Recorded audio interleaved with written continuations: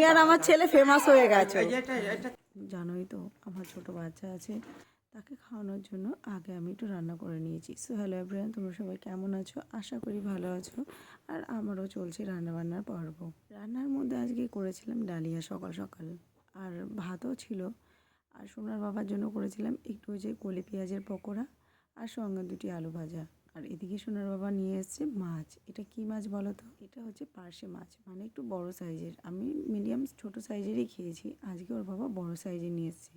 আর বললাম একটু ধুয়ে দাও। আর নুন হলুদ মাখিয়ে আমি ভাজা করে নিচ্ছি, একদিকে রান্না হচ্ছে একদিকে ভাজা করে নিচ্ছি। বাদ বাকি মাছ কটা ফ্রিজে রেখে দিয়েছি, কারণ এত মাছ আমি খেতে পারবো না। আর ওদিকে শোনার জন্য একটু ডালিয়া বসিয়েছি। ডালিয়ার জন্য দেখো নানান রকম সবজি, একটু কালো জিরা ফোড়ন দিয়ে ওর জন্য ডালিয়াটা রান্না করে নিয়েছি।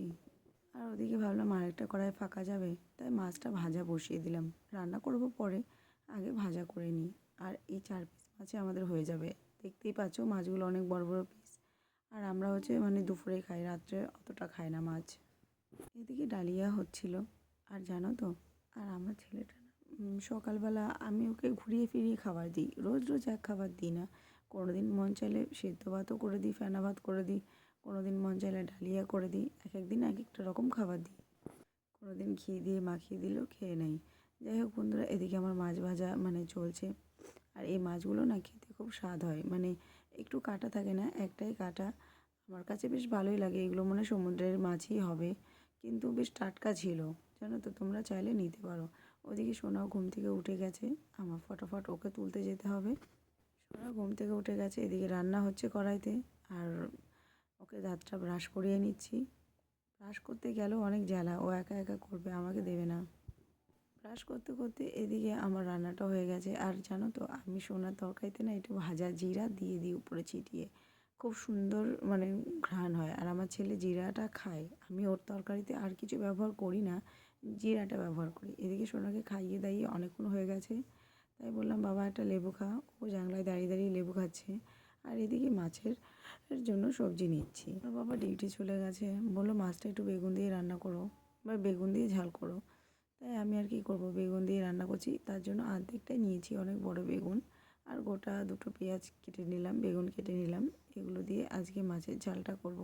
আর সোনার মাছটা আমি এমনি মিষ্টি আলু, কুমড়া, একটু আলু সবজি দিয়ে ওর জন্য আলাদাভাবে রান্না করে নিচ্ছিলাম। আর যাই হোক, এদিকে মাছের মশলা নিয়ে নিয়েছি, আদা জিরা পেঁয়াজ। আর একটুখানি একটা কি দুটো রসুন নিয়েছি, কারণ একটু সমুদ্রের মাছ তো, তার জন্য। বেগুন, এদিকে বেগুনটা আমি ভেজে নেব, কারণ না ভাজলে না কাঁচা কাঁচা ভাব থাকে। আর বেগুনটা ভাজলে খুব সুন্দর লাগে। কড়াইতে তেল দিয়ে নিচ্ছি, পেঁয়াজ দিয়ে দেবো। পেঁয়াজটা সুন্দর করে হালকা ভাজা ভাজা করে নেব। যে পেঁয়াজটা ভাজা ভাজা হয়ে যাবে, তখন দিয়ে দিতে হবে টমেটো। আর ওদিকে দেখো সোনার তরকারিটা আমি নামিয়ে নিচ্ছি, মানে আমার এক উনানে কাজ হয় না, 2 উনানেই কাজ করি আমি। একদিকে এই রান্নাটা করলে আরেকদিকে ওই রান্নাটা করি, এইভাবেই করি। যাই হোক, এদিকে পরিমাণ মতন তোমরা লবণ হলুদ দিয়ে মশলা দিয়ে ভালো মতন কষিয়ে কাশিয়ে নিও, তাহলে রেডি হয়ে যাবে মাছের ঝোল। আমার মাছের ঝোলটা ফুটলে তখন বেগুনটা দিয়ে দেবে। মাছের ঝোলটা ফুটে গেছে, বেগুনও দিয়ে দিয়েছি। আর জানো তো, তোমরা তো ভাবো আমি এক হাতে এত কাজ করি কীভাবে। হ্যাঁ, এইভাবেই করি।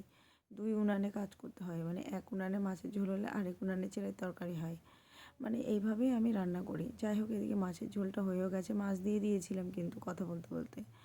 আর এদিকে ধনেপাতা দিয়ে আমি বেশ নামিয়ে নেব, হয়ে যাবে আমার মাছের মানে একটু ঝোলঝোলি করেছি, কারণ এক তরকারি দিয়ে তো খাবে।